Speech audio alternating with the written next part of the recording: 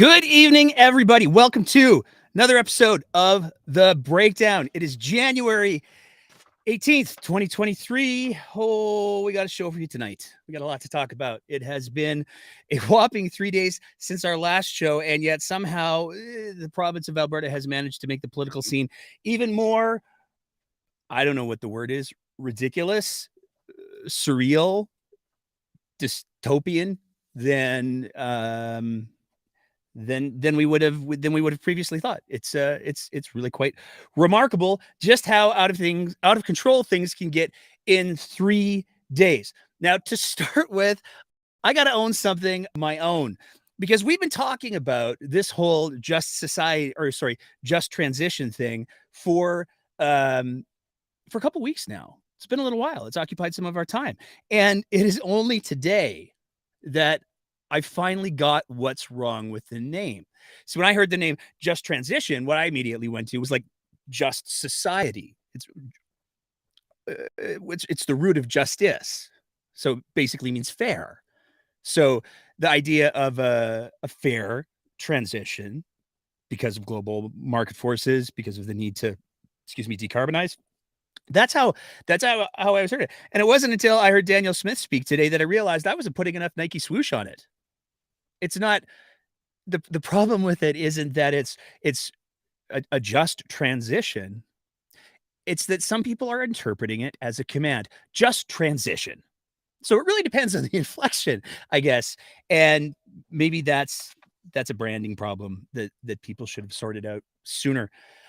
We're starting off talking about the whole just transition thing because it has dominated the headlines again for the last couple of days, but it's done so in a way that's managed to get even more ridiculous. Danielle Smith started the week off with a bit of a media parade where she was talking about all of her concerns. And there's been a few people who have called her out on it. Max Fawcett wrote an incredible article where he did a really, really good job of fact checking and speaking to the fact that Danielle Smith has been entirely misrepresenting the whole idea of what the just transition is supposed to be all about. She's been misrepresenting what the federal government's trying to do. And she's been doing a really, really good job of driving the conversation, but she's lying again. And we're going to spell it out as we go through the show tonight, just how deliberately she's lying. And we're going to start with this little tweet right here from Danielle Smith. So what we're talking about right here is a tweet that Danielle Smith put up where she basically said, I'll read it, it should concern Albertans and frankly all Canadians that Justin Trudeau's just transition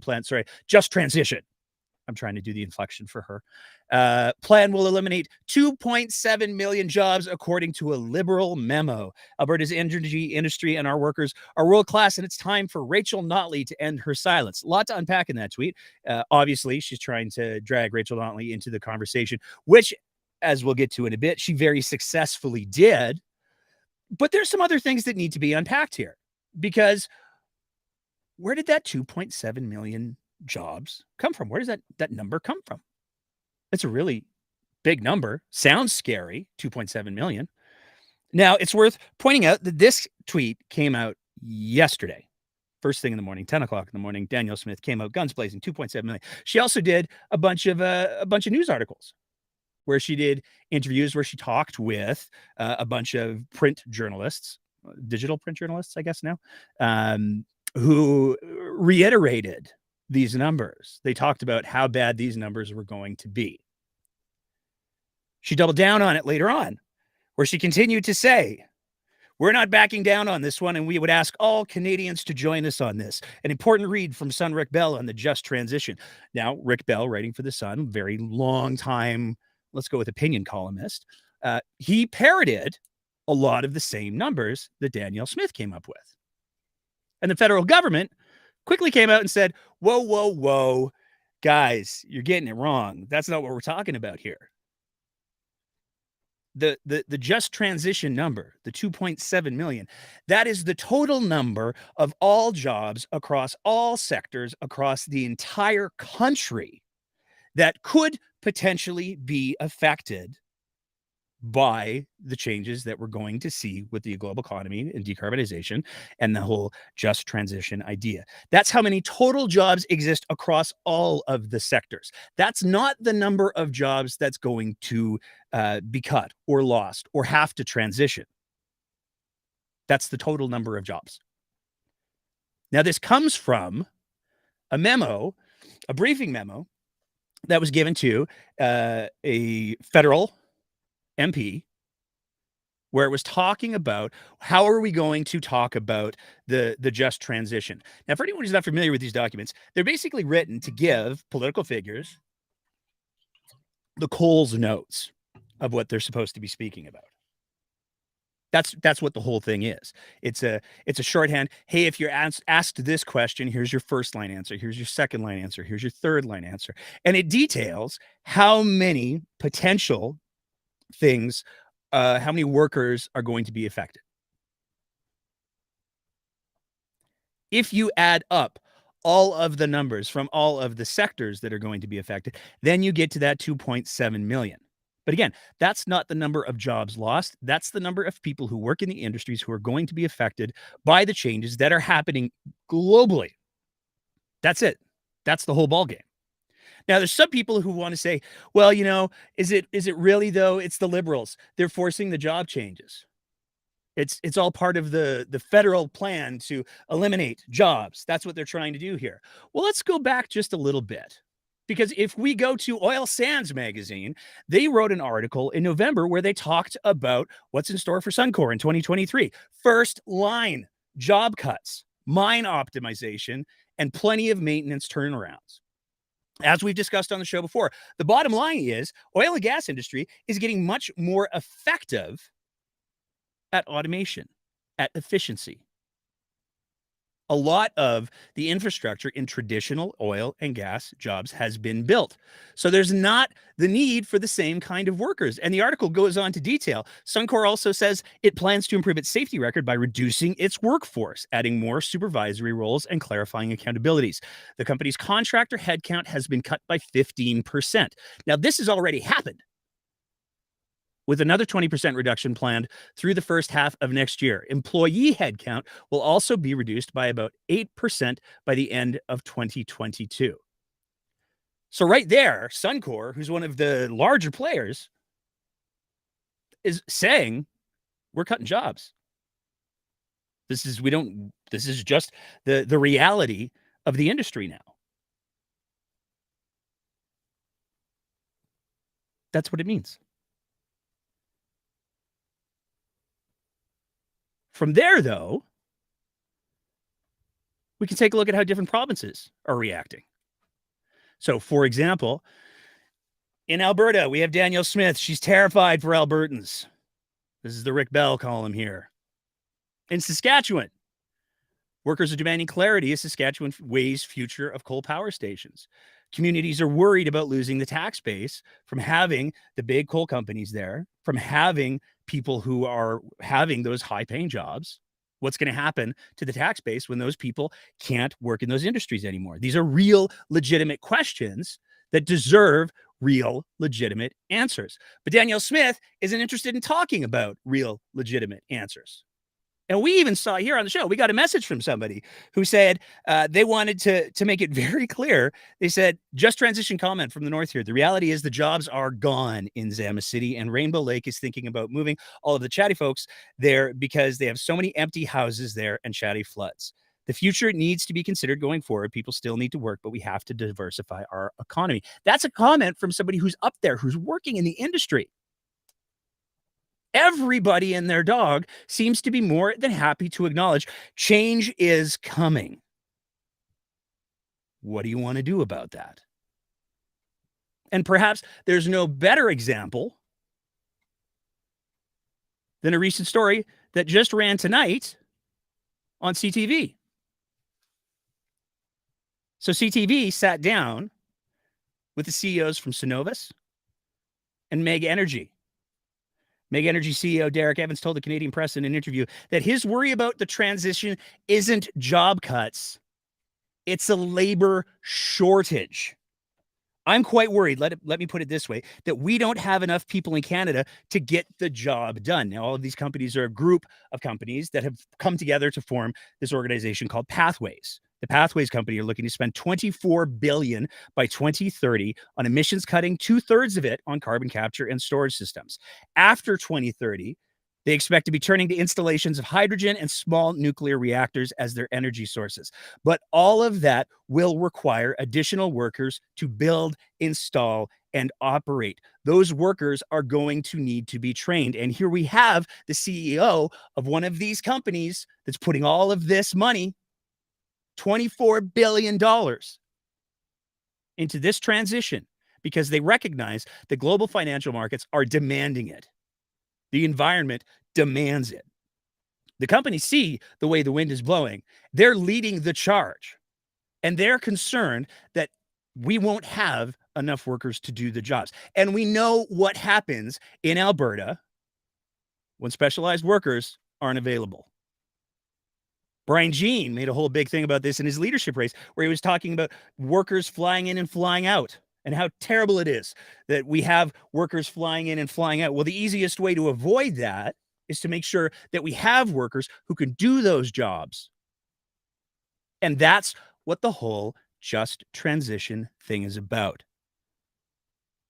Now, another thing that's really important to realize when we're talking about the whole just transition thing is that, yes, there's a law there's an act that's going to be coming out to talk about how Canada is going to navigate this, because as identified in that same briefing note, which is publicly available, by the way, it's not a super secret document, but as identified in that briefing note, this is going to affect a bunch of other provinces as well. Newfoundland in particular is going to be hard hit.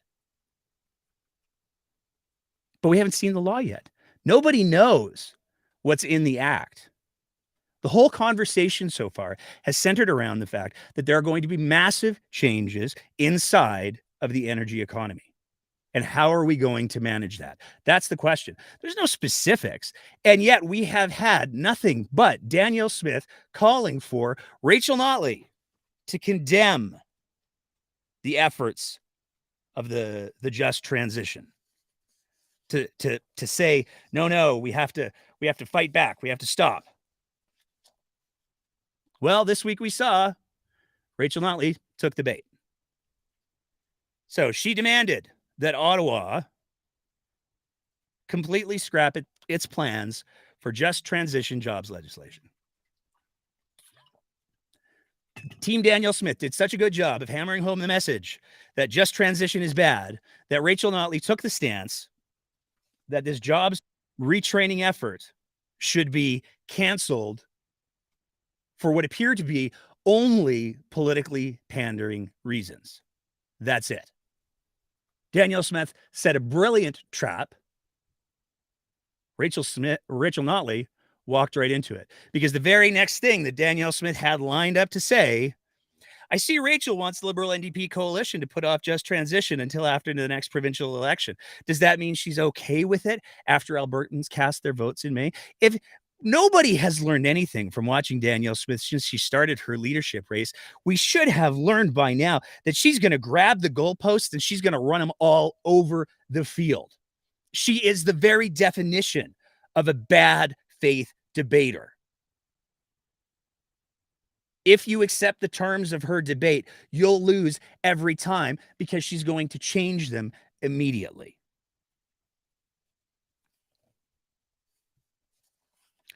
But, we've talked about the fact that oil companies have said, we need this just transition. We need to move to decarbonizing. We need to move to alternate energy sources. Now, Danielle Smith is totally against all this. Can't be done unless, of course, you listen to Danielle Smith. Getting hit by Graham Thompson years ago in 2012 when I talked about how the science wasn't settled on climate change. And I can tell you what I've come around full circle on that. I am now probably the first and early adopter of thinking that we can hit a net zero target and we can get there faster than anywhere else. So when I look at the challenge that we have, that is the message that we have to get out there, is that we have immense pore space in Alberta that will allow us to capture CO2.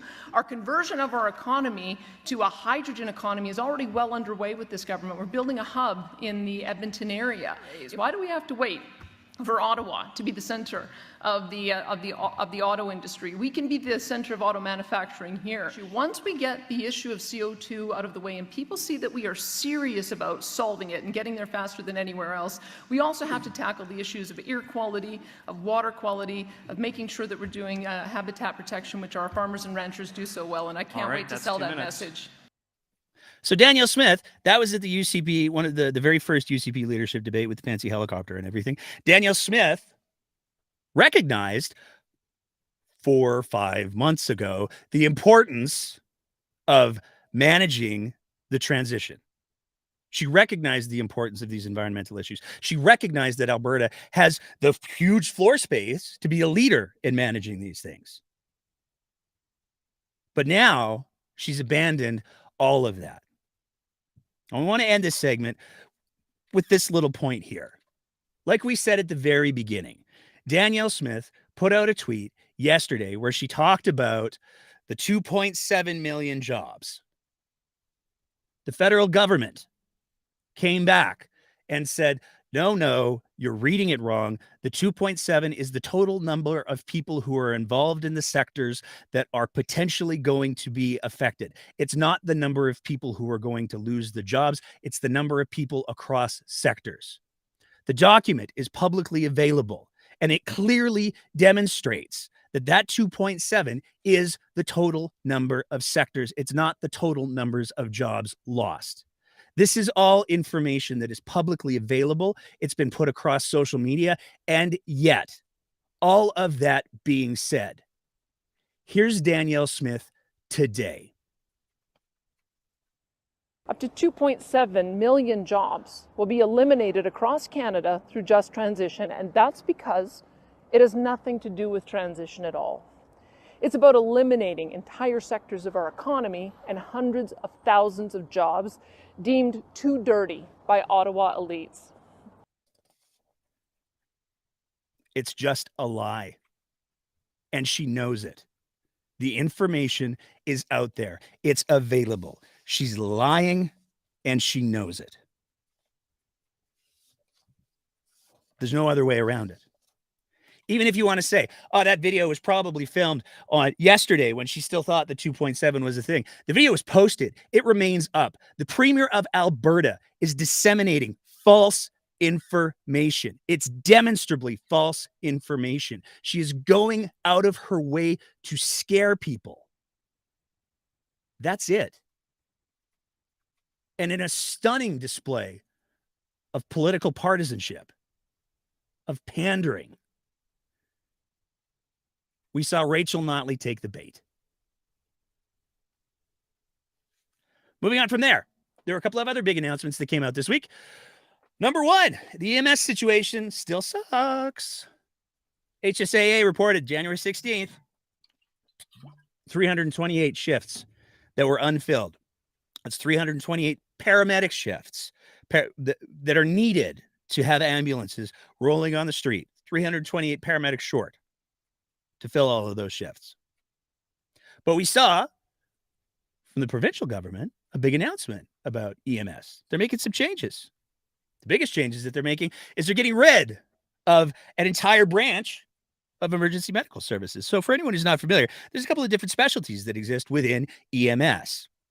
There's the emergency medical services, which is the ambulances that everybody pictures, the ones that go to people's houses when they're having heart attacks or strokes or that sort of thing. But there's also an entire branch within Alberta Health Services that does interfacility transfers. So these are where somebody they're staying in one hospital, but they need a test that's performed in another hospital. An ambulance will come and pick them up and make sure that they have medical care if they need it, take them to the place that they need to go to, and then bring them back. It's an interfacility transfer. Well, it was announced on Monday, they're getting rid of it.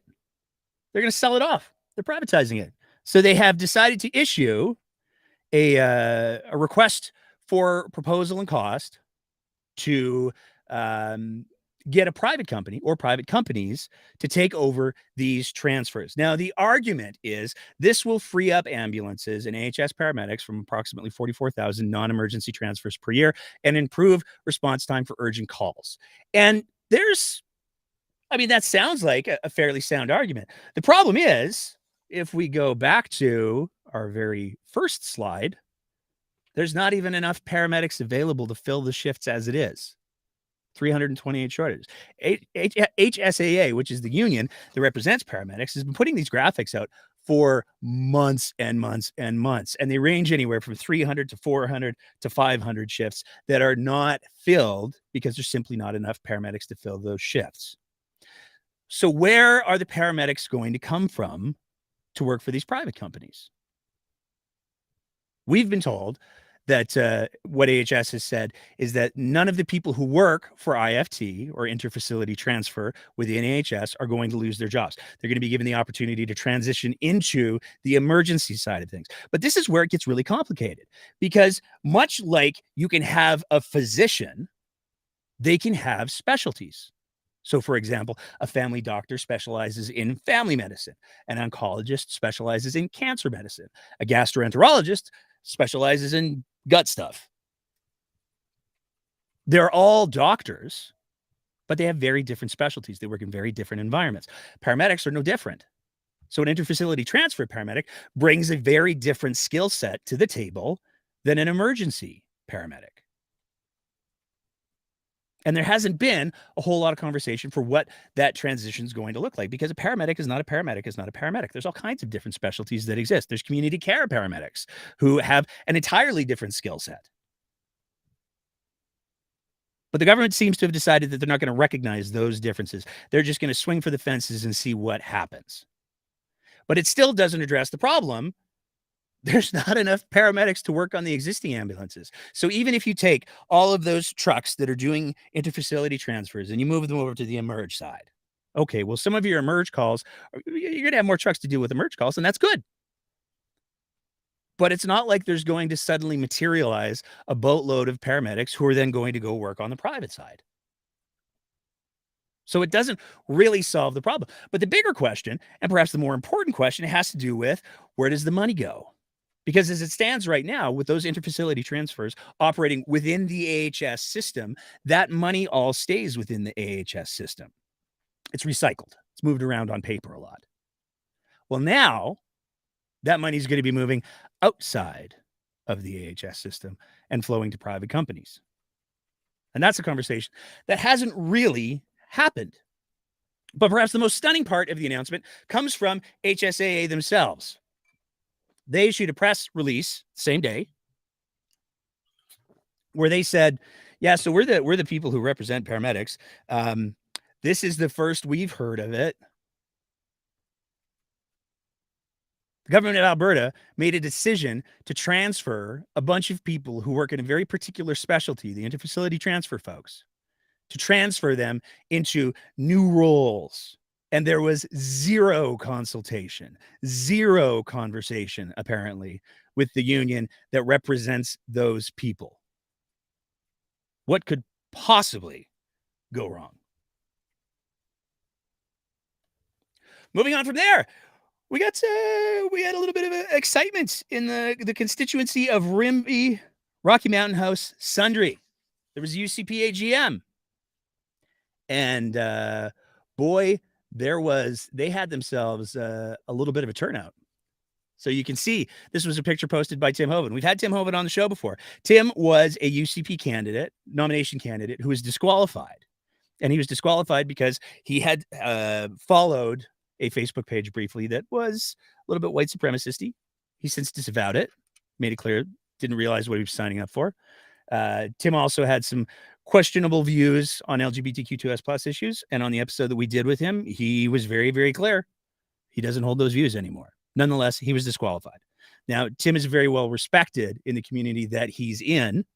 And there were a lot of people who were really upset and saw a lot of hypocrisy in the fact that Tim was disqualified, but people like, I don't know, Danielle Smith, who said homeless people should get tainted meat and cigarettes cure cancer. And if you get stage 4 cancer, it's your own damn fault. Anyways, she was allowed to continue in the leadership race.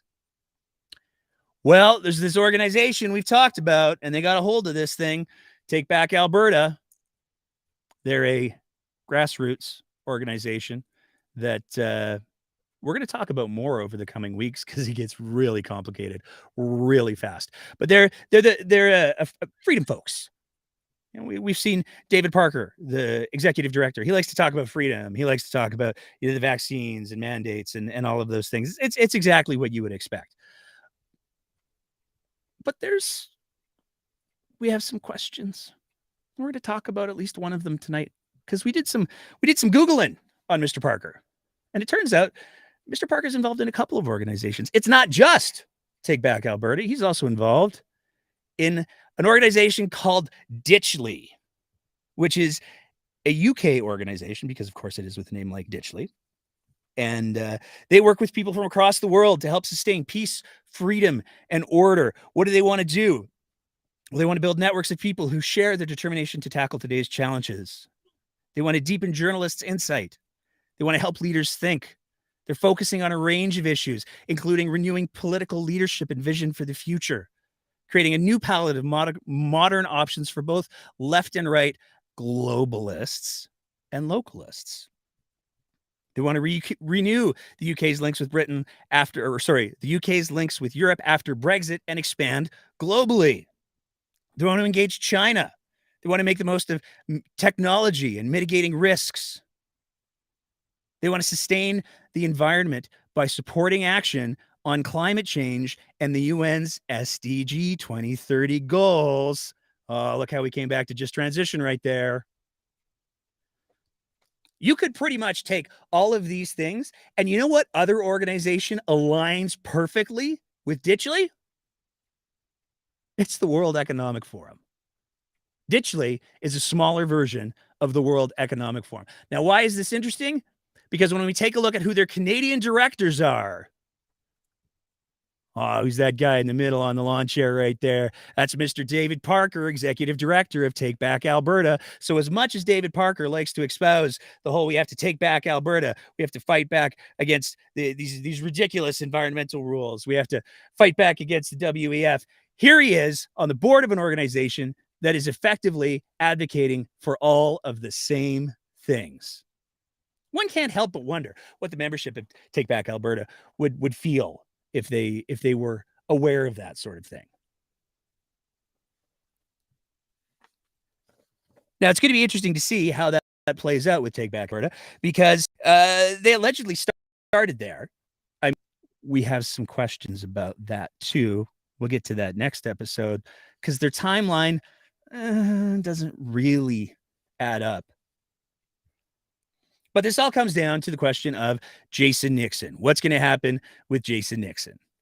Because, like we said, Tim Hoeven was rejected by the party. Jason Nixon got the nomination. A lot of people upset about that. Are they going to open the nomination up again? Well, based on what we could see, there's really only one way that could happen. And that would be if Danielle Smith refused to sign Jason Nixon's nomination forms. That's really what it comes down to. There's no other mechanism in the UCP Constitution for that nomination to be processed, to be opened up.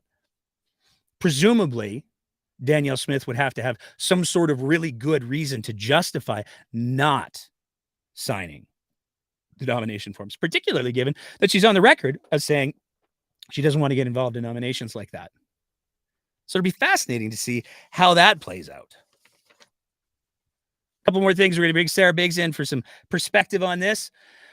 Affordability payments launched today. Mixed results. Some people were able to get in. They've signed up. Some people weren't. We saw a tweet from ex-Mayor Nenshi. Earlier in the day, he tried to get on, wasn't able to, said he's going to try again tomorrow. But as we go through the affordability payments thing, and we see all these technical glitches, and we compare it to BC's pretty much flawless rollout, we have to ask ourselves, what's the big difference? And when we think back to Nate Glubish's disastrous press conference last week, we wanted to build a portal for ourselves. We wanted to be separate from the CRA. We got our own things to do. We're building a platform. It's going to be great. The disclaimer and the declaration is the perfect little cherry on top for this whole little affordability saga.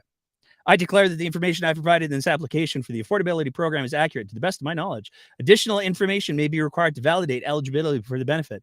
I understand that the government of Alberta will be varying this information with other authorities, including the, wait for it, Canada Revenue Agency, as appropriate. I understand that at any point, if I'm deemed as ineligible, I will be required to repay any ineligible payments. I also understand that the government of Alberta may disclose the information contained in this application to the CRA for the purposes of recovering through the CRA refund set-off program.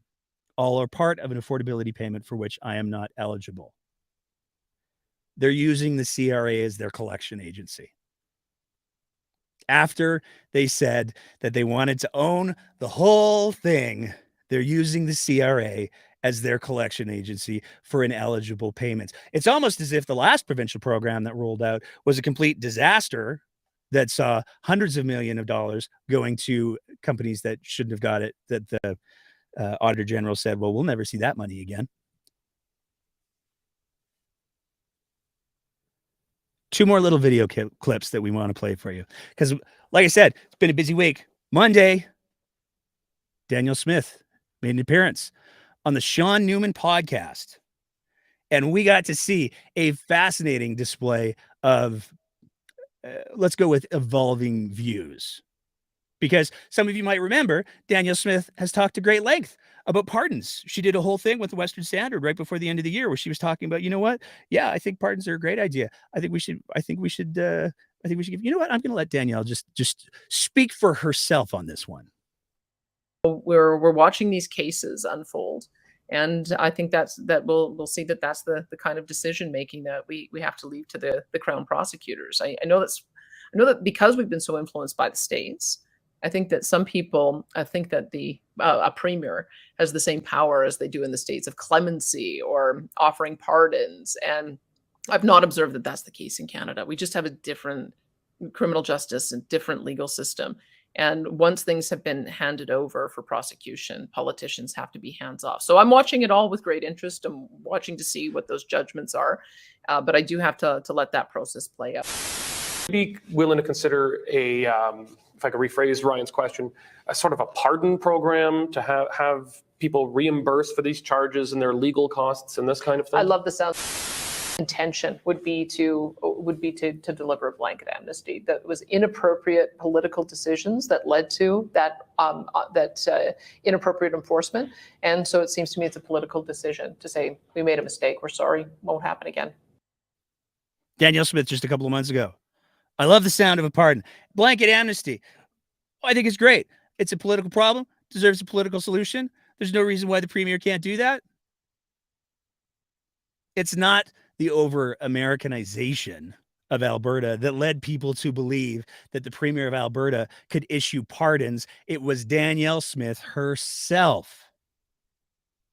Now, one of the other hot button discussions that's been going on lately has to do with the case of a woman who has refused to be vaccinated, and she requires an organ transplant. Well, it's a very, very nuanced conversation, and there's been some folks who have fallen into that little hole there because they didn't appreciate how complicated it is. They didn't appreciate that receiving an organ isn't a right; it's a gift from somebody who died, from their family, and that there's a whole lot of medical decisions, dispassionate medical decisions, that have to be made in order to determine who gets those organs, who's going to get the most benefit, what is the highest likelihood of those organs taking. Well, Danielle Smith has weighed in on this a few times. She's been very clear how she feels about expert opinions. Oh, wait until Monday. Experts let us down, so I'm not interested in taking any advice from them. I think that we have to be aware there's just so many factors that go into determining the best patient and the likelihood of survivability. I'm just not qualified to make that kind of judgment, and so I think we do have to rely on the medical experts on this. And if there is some legal challenge that would overturn that, then we'll see how it goes at the Supreme Court. We're talking about putting people on immunosuppressant drugs. And I think we've all acknowledged that those who are immunosuppressed have greater risk on a whole variety of viruses, including influenza, and COVID has been added to that list. So I look at that as a little bit different, and that's why I want to defer to the medical experts on that. Danielle Smith went out of her way, all the way through her leadership campaign, to condemn the medical experts. Even after she was elected, when she did the discussion with the Western Standard, condemning the experts. The mistakes that we made were listening to the experts. I'm not going to listen to the experts. She said that on more than one occasion. But now, all of a sudden, we got to listen to the experts. Here's the thing. There's two things. There's 2 points that I want to make before I bring Sarah in. Danielle Smith lies. She lies all the time. She lies about the 2.7 million. And I just want to throw this tweet up real quick here that came from Unwarranted Deaths. The government of Alberta's own economic dashboard website clearly states there aren't even 2.7 million employed workers in the entire province. As of December 2022, there are 2.388 million employed workers, with 149 of those directly in mining, oil and gas, and utilities. The 2.7 million number doesn't exist. It's the total number of Canadians who work in those industries. Danielle Smith knows this. She's continuing to choose to lie about it. Danielle Smith, all the way through her leadership campaign, condemned the experts. Now that she's got the power, she's walking that back. Danielle Smith, all the way through her leadership campaign, aligned herself with the anti-vaxxers, with the freedom folks. And now that she's got her power, now that she's got a general election, she's walking all of that back. And there is a hard truth that a lot of Danielle Smith supporters are going to have to face at some point. Y'all got played. She played you like a Stradivarius fiddle. She said exactly what she knew you wanted to hear, regardless of how true it was. And she's continuing to do it. And it's quite frankly stunning that Rachel Notley took the bait. Because if she continues to do this, she's going to let Danielle Smith drive the entire narrative of the entire election for the next 3 months. But here's the bigger question. And this is perhaps the most alarming question. Danielle Smith doesn't exist in a vacuum. Danielle Smith is surrounded by her staff. She's got her chief of staff. She's got her chief, Rob Anderson. So, do with that what you will. But she has people around her. She's got Marshall Smith as her chief of staff. She has comms professionals, allegedly, who work around her. She has the biggest cabinet in history. She has MLAs. She has a majority government. There are no shortage of people to say, please stop lying. And here's a hard truth that all of Alberta has to face. It's not happening. She's still lying all the time. And that leaves only 2 logical explanations. Either the people who are around her don't see a problem with her repeating demonstrable lies, or they can't stop her. Neither of those are good options for Albertans. Neither of those are strong signs of leadership. And the fact that there are as many UCP MLAs as there are, and it is the largest cabinet in Alberta's history, and nobody can get Danielle Smith to stop lying, should give everybody pause. On that note, Sarah Biggs, how you doing tonight? I'm good. How are you? A little fired up tonight. I don't know if it shows. It was, I was doing okay today. I had like everything kind of mapped out. We had a plan. And then I saw that friggin' video of hers where she doubled down on the 2.7. I was just like, you're just lying more. Please stop lying. Like, Sarah, how does that happen? I didn't know my job was at risk. Well, 2.7 million. That is literally everybody working in Alberta. My So, my toddler is going to be losing her job soon. I'm going to have to yep, tell her she's being laid off. the poor flyer delivery kid, he's out of luck now.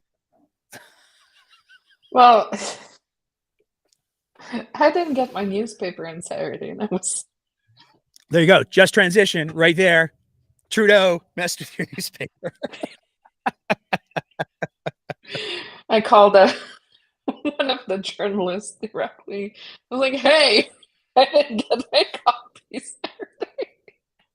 She was like, "Oh, call this number." I was like, "Thank you." It's been a busy 3 days. It has been busy. So here's my first question for you. This is the first thing I want to throw to you. Help me understand how it is. So yesterday we saw Daniel Smith come out with the 2.7 million. I would be willing to bet money the video that we saw today was probably filmed last night. I'd be willing to because it came out at like, I don't know, 4:00 or whatever it was today. And It was it a was dark clearly morning. dark in the video. So I'm going to say it was last night. But what I want to know is, how does that video get produced? The 2.7 million number get like demonstrably displayed as false and out of context. Like there's nowhere to go. That's a lie. Is it How is does it that like video make across it? the country? Is it across the No, it's country, 2.7 million? It's just in that is Alberta, right? no, it's 2.7 million is the number of people who work in the sectors that are going to be affected by the transition. It's not the number of people who are going to lose their jobs. It's the total number of people who work in oil and gas and farming and energy across the So entire here, country. so here's the thing. I was having some discussions with some people today. I'd like to say hi to my husband. At It's the good to end say of hi to the your husband day, now and then. hi. 53 days to go until Mexico. Because I'm getting out of here for a week, guys. Here's the interesting thing is that why? So why would oil and gas company be on board with the plan, with the idea, with the transition, which they have already started, by the by? Why would they be on board if it would affect their bottom line and their shareholders? We're just going to ask ourselves that right now. That's number one. Number two, if we look at, there are some big oil and gas companies in the province that has not laid off workers during the pandemic. They had vaccine requirements. Some employees were being, let go because of the requirements and all that in the times. But they managed to plow through and just keep individuals employed. Sorry, Fluff is making an appearance. Hi, Fluff. Oh, he's hold on. Sorry. Ah! Live. It's always great. Check him over your shoulder. It's all good. No, he's fine, by the way. He's okay. They land on their feet. So yeah. Fluff is used to it. So why would the industry be on board? Why would the CEOs? We're not going to rush into the program. It's not the rush transition. It's a transition. So if we look at the definition of transition, it is slowly but carefully adapting to a very certain situation. We are transitioning towards something new. So it's not going to be done tomorrow. It's not going to be done in 10 years. It's not going to be, we are already on track. The major oil and gas companies already have 2030 in their advisor, in their, I don't know how you call it, the thing you This is what we deal talked with about. through. There's the pathways Yeah. companies. They're looking for 24 Yeah. billion by 2030 on emissions cutting, 2/3 of it on carbon capture and storage systems. So please tell me, I'm really, really, really trying to understand her argument. Yes, if things go bad and this is not done properly, and we're using, Albertans as political footballs, oil and gas workers as political footballs, we refuse to acknowledge, we refuse to offer help for new skills because it's always good to have new skills.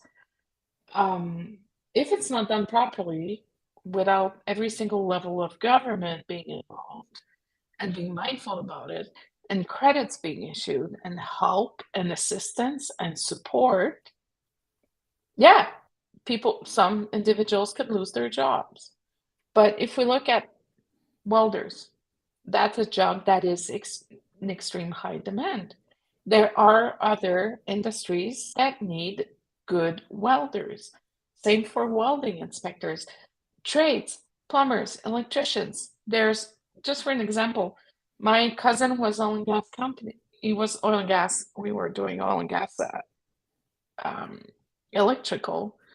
And then he changed totally a full 180 direction on what he's doing now is not even related to what we were doing 7 years ago. We need to be adaptable. So if we are spreading information in a way that is not factual, that is used to, I'm trying to be polite and professional here. They're lies. I'm not. They're Yeah. lies. No, I know you can. I can. Not today. I was too sweary on Sunday. But Did you get in trouble? So no. I never get in trouble. But because I'm my own boss. There you go. But here's the thing. We owe it to Albertans. We owe it to the country. We owe it to our kids, because at the end of the day,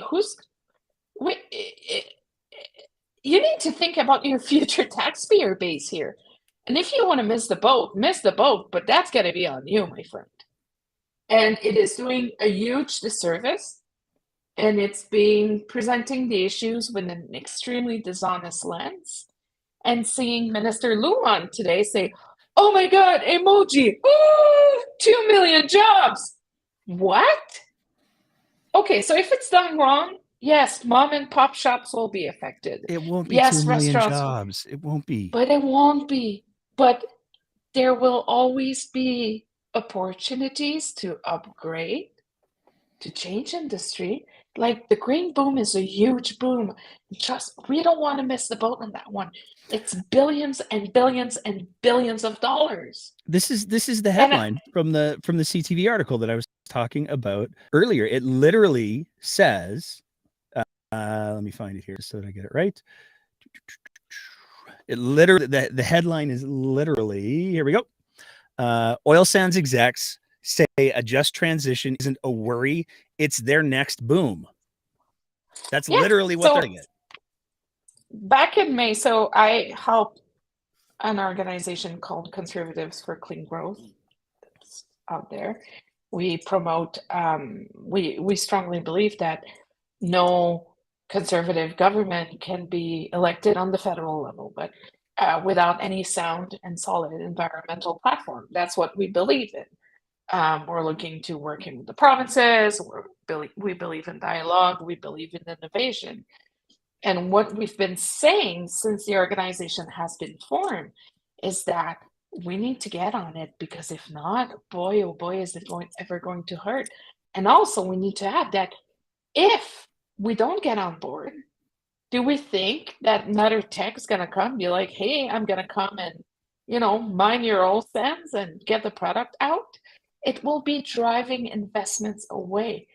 Why is the transition good? And why is the transition being supported by the industry? It's because it's good for their bottom line. Because they see the fact that they're going to be dropping 24 billion into, like, that's not small money. That's almost a whole a TMX. It's a lot of money. So we need to take a step back. Overrun joke. Look at the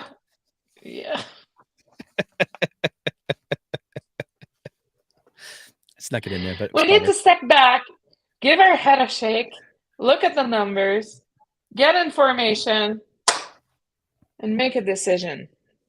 Like, So here's what I'm so disappointed by both major political parties right now. We're gonna get It's to that not in a even sec. funny. Why is she still lying? Why does Danielle Smith lie so much? Why does she lie? Why? Well, I hope we get some Booster Juice sponsorship for this, because that's some like Back to the Future 2 level product placement you're throwing down right there. So here's the other piece that I want to talk about. No, it's not even a product placement. But it's a compostable straw, guys. And it seems to be working for you. I bet you could drink a root beer float through that. Mm-hmm. Yes. Here's the other piece that I can't wrap my head around. Yeah. And it's certainly caused more than a few ruffled feathers. So Danielle Smith has spent the last week and change, 2 weeks, going on at length about how she likes to lie about the just transition. It wasn't until I watched her video today where I was like, oh, that's why, because she's reading it like just transition. Like it's all the emphasis on where you put the inflection, because it sounds like a command if you say it the way that she's saying it. But she spent, the last week, 2 weeks going after Rachel Notley, like, how come you're supporting this evil plan? And Rachel Notley came out and condemned it. And you saw this wave across social media. Oh, I saw it. Oh, you did. I saw it, all right. Supporters going, what in the holy hell is this? And as soon as Rachel Notley did condemn it, Danielle Smith pulled the rug out and was like, oh, so you want him to just put the brakes on it? You just want to wait till after the election. You're just trying to play people. And it's like, wow, projecting much. But they fell into the damn trap. Why did they do that? Rachel Notley was premier for 4 years. How does she not know, A, better than to play into Danielle Smith's hand like that? And B, where's the leadership at? Like, why can't she just say, Danielle Smith is lying? She is lying. She is lying. I would get billboards. Like, if I was the NDP, which I'm not, I would have come out with hard facts, get industry leaders in front of cameras, and be like, this is why we are supporting it, because the guys that are making us billions in royalty payments every year now are supporting it. So we will listen to the industry. But here's the thing. When are we going to start listening? We have a horrible, horrible tendency to not listen to experts, healthcare workers, teachers. Now we're not listening to the oil and gas industry anymore. We just want to fucking piss and match with the feds. And it's election season, so of course we're going to get more pissing match with the feds. But there's also vote fishing for the UCP voter that usually traditionally votes for the UCP, but right now they're like, nah, we think that we're better off with Rachel Notley. It's getting heavy. I just don't get it. I don't get it. It's such a bad move. And, my phone's probably going to be ringing a little later tonight, but get on board with the program, guys. Listen to the industry. Listen to the Chamber of Commerce. We've been banging the drum of diversification for years. Then after that, we're like, oh yeah, we're going to be diversifying our economy. And now we're back to square one. What the hell are we doing? Just because we want to win an election? Well, how about you stay true to your values and what do you believe, and sing the song of your people, goddammit. Like, it needs to stop. The pandering, I understand they have an election to win, but they're not going to win it if they keep taking bait. The baits the booby traps that Danielle is just seeding along the way. It's not going to work. They need to have a hard look, a hard listen, invite experts, use one of those press conferences for purpose for once, sorry, and do some good. Be on board. Don't, they're supposed to be the party of unions. Well, by doing that, they're screwing up the unions, and that is not okay.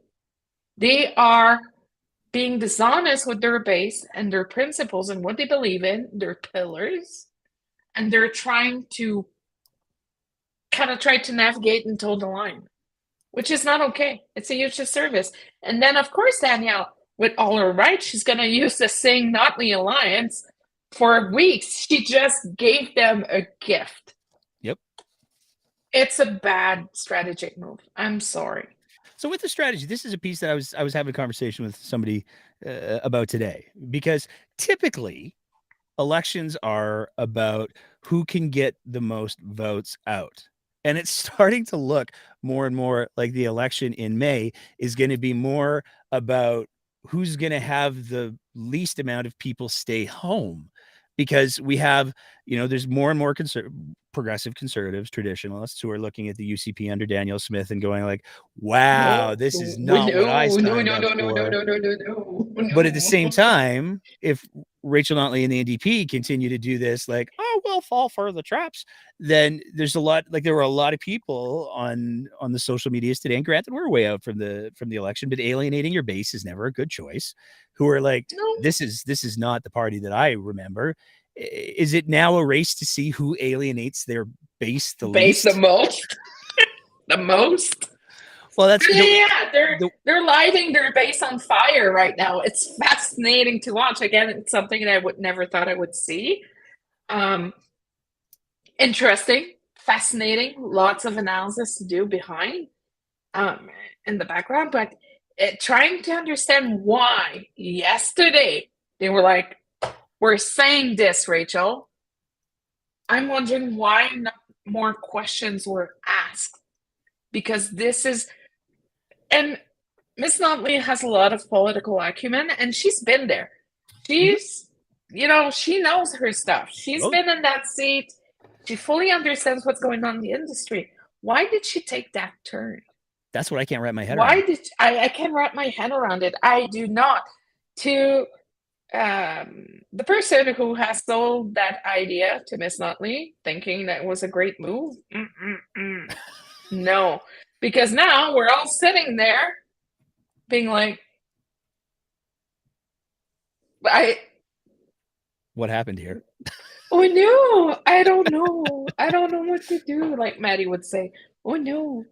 But it's to me, that's the stunning thing about this, and that's why I think like the next few months are going to be absolutely like, I remember when we started the show like 4 years ago, and it was like, what are we going to talk about? We do like one episode every 2 weeks, and it would be like, we're gonna dig deep here, and now we could do 3. Oh my God, it's nonstop with it. It's every day with this government. And now that we have like, so here's one of the questions that I want to ask you is, do you think it's just about headlines? Do you think it's just Rachel Notley was, you know what, Danielle Smith's chewing up all of the airtime, I want to get some headlines too, so I'm going to say if that's what it is, it's desperate. But here's the issue. Oh man, I forgot what I wanted to say. I forgot. I really forgot what I wanted to say. Well, maybe that's what. Oh my God. Maybe that's what Rachel Notley should have done. And I'd like to just take a sec to point out that one of the things that we get criticized on the show sometimes is that we spend a lot of time talking about the very bad things that Danielle Smith does, because she does so many of them, but we're not past, like we criticize everyone. We criticize everybody equally, and my God, they gave us so much to work with this last 2 days. I'm deeply worried about the future of the province when 2 premier, well, one is a premier, the other one was a premier and the premier in waiting, and are communicating about oil and gas the way they are right now. I'm deeply, deeply, deeply concerned. There's a switch that's been flipped, and it's not the one that works. It's upsetting because it is so disingenuous. And yes, I understand. If you don't like the name, say so. If you want a pissing match with the feds and try to distantiate yourself from the federal NDP, say so. Say no. We do not agree with the NDP on these issues. Can we be leaders for once? We are usually leading the country in economic development and revenue, and a whole bunch of stuff. Can we start being leaders again and stop lighting fires right, left, and center, and really start working with our Confederation partners? And that's what's blowing my mind right now, is that there's so much disregard for what this could be. And it's very impulsive reaction. It's a very impulsive reaction. It's almost an emotional reaction that they're having right now on both sides. But, be a leader. You can say, hey, you know what? We don't like the name. There's some framework that we're concerned about, but let's work through this and let's make it happen. That should have been the messaging. That should have been what we should have said. But no, it's better to say nope. Because, somebody got up yesterday morning and thought it was the greatest idea on earth. And then they gave Daniel Smith Oppo for weeks. They're gonna keep dragging this and using it with every single flavor they have in the toolbox. Like, this is a huge mistake. And let's remember, it is not for the UCP to win this election. It is the NDP to lose. So my advice would be to bring on solutions to the table and communicate them like yesterday. Because if not, they're toast on the energy issue and the anger their base. So here's the other question that I wanted to posit to you. One of the things that, and it's come up in the comments that you're not allowed to read right now. I'm not reading the comments. But one of the arguments that Rachel Notley put forward was that the federal government, the UCP have destabilized things so much. We got an election coming. To put out legislation like this that's going to potentially affect Alberta, to even think about it before it, never mind, they've been talking about it since 2019, but to do that is dangerous and reckless and irresponsible. But the thing that immediately comes to mind for me is, if the federal government only legislates when it's convenient for certain provinces, like, not all provinces have provincial elections at the same time. Provinces have different elections across the country all the time. We just had a provincial election a few months ago in the Ontarios. It doesn't align. And so if you're going to do your legislative calendar based on, well, this province might have an election coming, you're never going to get anything done. And at a certain point, what I'm struggling with that argument from Rachel Notley is that which province gets to decide the federal government's legislative calendar? Is it Alberta? Is it British Columbia? Is it Nova Scotia? Is it Newfoundland? If I want to screw with the feds and I'm a conservative and I have, or, flip the script, if it's a conservative government next and I'm a liberal or progressive government, and I want to nullify the federal government's ability to make any sort of sweeping legislation, can I just say, well, we're going to have an election, you have to stop? Like, it's ridiculous. No. So here's the thing. The Ontario election was nothing less than stellar. It was bad. It was bad. Like, the Liberals screwed up, the NDP screwed up, and good old Dougie just cruised along and played the good guy and be like, hey, come have a beer with me, because he's very personable. And he, people are like, oh yeah, I wouldn't mind having a beer with Doug Ford. And like, he's not that bad. But also what we have seen for the past few months is that Ford, which could be considered somewhat like a populist, has been attracting a lot of federal partnerships and investments for his province, which means more jobs, more revenue, more money in the coffers of the province. So why don't we look at Ontario and stop being like, oh, well, we're just being big babies right now because we can't touch the sacrosanct oil and gas, even if the markets are dictating that things needs to change.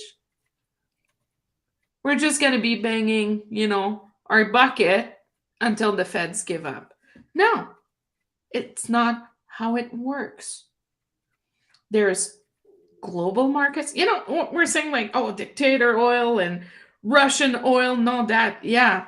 Next step is gonna be Alberta oil because they don't want to play ball and they don't want to get along with the program. And we're gonna be driving investments out. If you don't like how the framework is, come up with solutions. You should have had some solutions ready a long time ago. But again, If you don't like the name, just be like, well, it could be a little aggressive and all that. And we would like to further conversations with the federal government to see really what's in there for us. It is okay to address concerns about the program. What is not okay is bashing it when the industry is embracing and we it. still don't even know what it is. Like, that's my whole thing with this. There's some framework. Everybody's spinning it one way or the other. But maybe a legislation. So here's the thing, considering the states of the interprovincial relationships right now between the feds and Alberta, of course they had to go through a law because we don't listen and we don't want to talk with them. We're talking about 2.7 million over here in Alberta. We don't know what's going on. Of course they put it through a law. They're not stupid. There's a whole bunch of strategists and policy wonks in Ottawa. Then we're like, you know what, guys, we really want to get this done, but Alberta won't play along. The industry's on board, so we're just going to put a law. Because we're at a point where our elected officials almost need to be forced into it. But even if we're going to be negative net zero, right? Like it was mentioned this summer during the debate, I was shaking my head on that one. And we're ahead of the game and we're doing, net zero and all those great things, but we're fighting it right now. And there's nothing wrong from moving from oil and gas to regular construction or to go industrial construction, because there's going to be a lot of industrial construction in the next 25 years, guys.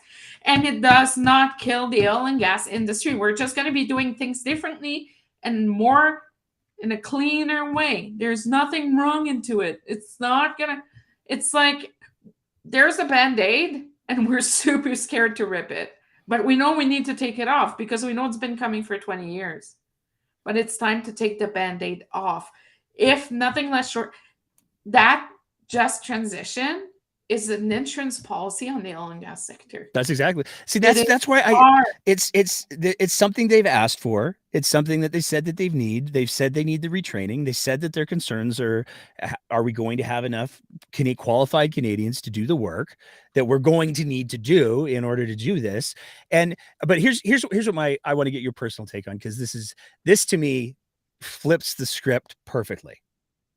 In the article where Rachel Notley condemned the just transition plan that doesn't exist yet, she also called for the Liberals to immediately lift emissions targets for 2030, which she calls unrealistic and unachievable.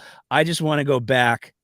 Rachel Notley saying those emissions targets, unrealistic, unachievable. Let's go back to Ditchley, who want to make sure that we're sustaining our environment by supporting action on climate change and the UN's SDG 2030 goals.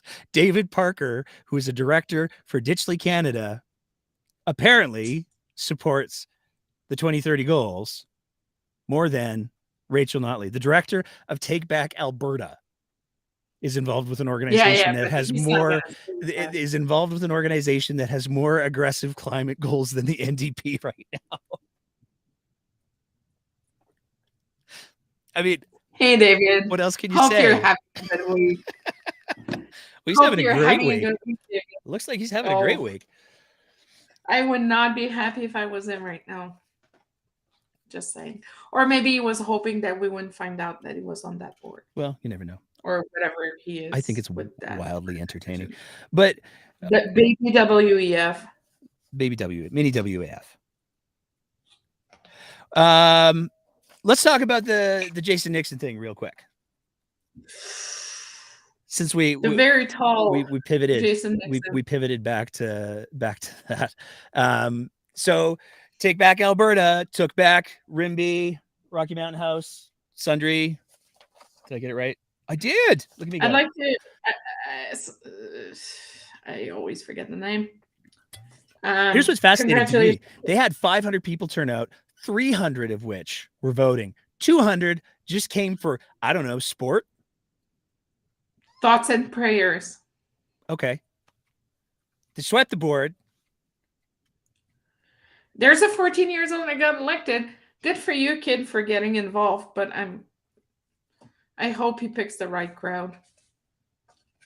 I mean, 14, good for 14 years. I'm not gonna any 14-year-old getting involved. Props. I salute every single 14 years old that decides to get involved in politics. It's important for a democracy. But my hope and my wish is that he hangs out with the right crowd. Are we going to see the nomination flipped? What's your prediction? What's your prediction? There will be an attempt. 100%. Well, there's going to be an attempt. I'm sure that there will be some letters written and some begging and pleading, but is it going to There's work? going to be a lot of letters and a lot of petitions and a lot of stuff going on the Telegram stuff. Ho, ho, ho. Is it going to work? We will see who leads the party then. Ooh. Well, and this goes back to what we talked about on Sunday. I can't help but wonder, because I struggle with this, because you and I have talked about this before, as much as there are massive political differences, there are people who are involved in the government who aren't monsters. And I can only imagine that for some of the more not deluded ones watching Danielle Smith continue to bang that 2.7 million drum has got to be like, what are you doing? But again, I go back, like, it's to the question that I asked at the end of the rant, like, why is no one stopping her? Why didn't that video get not posted? That's a perfect example of how dysfunctional an echo chamber can become. Fair enough. Not very satisfying, though. It's, we're really going to see, like, I was having a lunch with a very nice person today, and the person is, very well known in the political world, and we're talking, and it feels like the UCP is only a shell of itself. And the true test will be in the upcoming months with the appointments, if more people will get appointed, how Calgary's nominations will go, and how, if there are some contested nominations, because they can bring it back into arbitration and contest it and do whatever they want, to serve very, very specific, and to remove some Kenny loyalists, or maybe other people that are supporting, that could potentially support some efforts to try to steer the ship back into something more palatable. We're gonna see if the party's a shell of itself, or if the party's still well kicking and alive. We'll see. When do you think, if ever, when do you think we're going to see the lights start to go on with some of the? Because here's the thing that I'm waiting for. Nervously, I'll add. They got to do it. Let me read into my smoothie cup here. I'm a tea leaf reader. Okay. Well, let me finish the question. Oh. When do the tea leaves, as it were, fall from the eyes of the people that Smith played? Because she played a bunch of people. There's no getting around that. She made a whole bunch of promises that there's strong reason to believe she never intended to deliver. She still continues to mislead people. She still continues to lie to people. When is it that you think that the people who she weaponized, the radicalized ones, are going to say, oh, wait a second, I think you might have taken advantage of my anger? When does that happen? Or does it? What I'm waiting for is for the progressives in the party, and everything that we're hearing in the background, all that. If it has to happen, and if something needs to happen, it has to happen in the next 2 to 3 weeks. Because after that, it's gone. the window will be gone. If somebody out there is listening, it's got to be done quicker than sooner if they really want to be, steer the ship back and make this reasonable and approachable for Albertans and really go back to I don't know what they want to go back to, but can we just ask for good common sense for once? You know what? Can we? Boring government would be great. I could get behind some boring government. I'm a super boring person. I would have been great in government. Like, we were planning on being the most boring government ever. And then the other guy I'm working with, my business partner, we see policies coming out every day. We're like, sigh, we would have been so good. Sigh, we would have, because it's all our policies just being used right, left, and center. It's hilarious. So we're like, sigh, we would have been in government. You're always doubting yourself, even if we didn't stand a chance. But it's good to have some validation. But if they're planning, if there's even like a thought, or we never know for sure what's going on in the background. There's rumors, there's people talking, there's a lot of text messages, screenshots, everything. But here's what I'm going to say. If someone somewhere is trying to fix this and really does care about the state of the province right now, they will, and they want to bring some changes, they will have to do. And I'm not calling for an insurrection here. Please don't get me wrong. Not what I'm calling for. I'm just saying, if what we are hearing is true, they need to act sooner than later, because it's going to be too late. I'm not making any assumptions here. I'm just doing, if somebody wants to do something or try to steer Smith back, or, do anything at all, you have 2 to 3 weeks to get it done. That's it.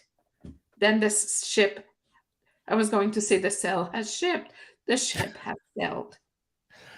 But I mean, we've talked about this, where the idea of, the great rumor was that there was a bit of a conversation between the more extreme factions, where they said to Smith, you gotta stay on target. And it certainly seems like that conversation is held, because she is back to lying a lot. She lies, Sarah. She just does. I don't know what to tell you. She's a lying liar who lies happily. What are you looking for the rest of the week? Do we have any other surprises coming up, do you think? It's gonna blow up. I'm just like, how long is Danielle Smith going to be leading Rachel Notley along by the nose there? Oh, for a while. For a long time.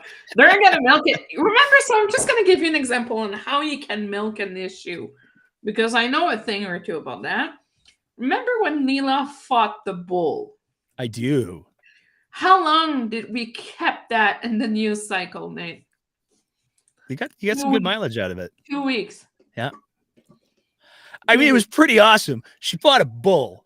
It was pretty. So here's the story behind it. I'm just going to tell the story real quick. So I was on a working family vacation in Naramata in BC. So I was with my in-laws, and unfortunately, I was locked into the cabin the whole time. And the kids and my toddler was just toddling around. The 10 years old found friends, so she would disappear all day, because we're staying at a resort kind of thing. And Leela calls me the Friday night. She's like, "Oh, tomorrow I'm doing the run with the bulls, but don't worry, I'm gonna ride the fence." And I was like, "You're telling me that now?" And then she calls me Saturday night. So she was like, "Apparently I saved someone, but everything's a blur." And then I get a video, and I'm like, "What the?" I call Leela. I was like, "No more." But we used it. We used it a lot. We have no shame. As a strategist, you have no shame. You got to use what you have, right? And we managed to keep it in the cycle for 2 weeks. And it was quite fascinating to watch. But it was a genuine, wholesome moment of It was just real. someone Yep. really trying to help that kid yank it out and take it out of there because he could get injured real bad. And Oh, yeah. Leela's not, she's itty bitty. Like Leela is a tiny little thing. So, but it's just, they're going to be milking it forever. She stopped giving material for opposition, guys. It's part of the strategy, right? I always say we're one screenshot away from spinning an issue. Always, always, always a screenshot away from dealing with something that could potentially be fatal to a campaign. So everything needs to be calculated and surgically executed, because if not, you're done. I mean, to your credit, though, as much as you kept it in the news cycle, she fought one bull, not 2.7 million. No, I know. It was just one. It was a cool video, though. So not looking up for anything in particular this week? No, I'm hoping that the unions will get a little riled up this week, and we're going to be hearing more from them. What would be great with that transition thing? More funding into universities and post-secondary education. Well, there's that training piece. Continuing education, because we do need it to invest. Like, we're saying that we're going to go get paramedics in Australia. They have the same problem as we do right now, so I don't know how that's going to work. But, good luck. Let's provide more training. Let's invest in our future, in our taxpayer base. But for every leftist issue, there's always a conservative argument to it. There's always a conservative components when you think about future taxpayer base, being able to sustain your healthcare system, being able to sustain your whole economy, not only healthcare workers and teachers and all that, but there's a whole economy surrounding that needs to be preserved as well. So we'll see what's going to happen. But, this week would be a great week to say, hey, we're going to be subsidizing,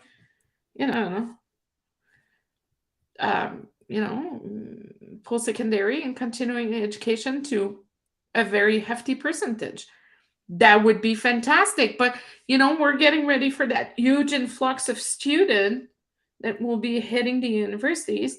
But right now, the problem is that the universities do not necessarily have the capacity to handle all of those students. And affordability on this day of $100 checks. Oh, by the way, I received my carbon tax rebate. Thanks. Congratulations. Yeah, I get money back. Most people do. Yeah. That's it's a thing. Most people actually get more than they pay, but I think I get $200 every quarter or something. Yeah, but you make mad stacks. No, I don't. Mad stacks. No, I don't. I drive a Toyota. What do you drive? Mad stacks. That's all I'm saying. My husband loves me, but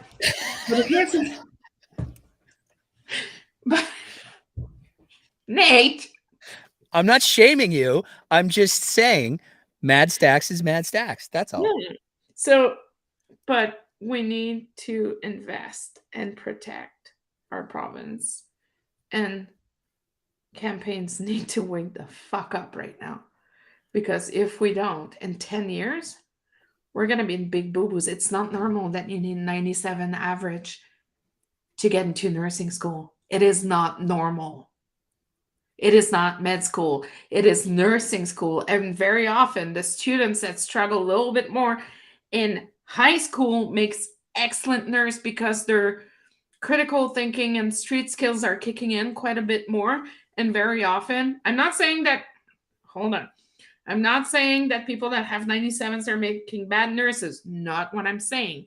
But when you have a different type of thinking and how you work, very often those nurses make kick-ass ER nurses and ICU nurses and kick-ass EMS, because their reactivity and the way they are thinking and the way they operate is very different. So we need people from every single Let's just Walk of life. educate the province, shall we? There we go. That's reasonable. I'm going to clear the room. Clear the room. I'm going to clear the room. As always. I'm going to drink my Flow Liberal water.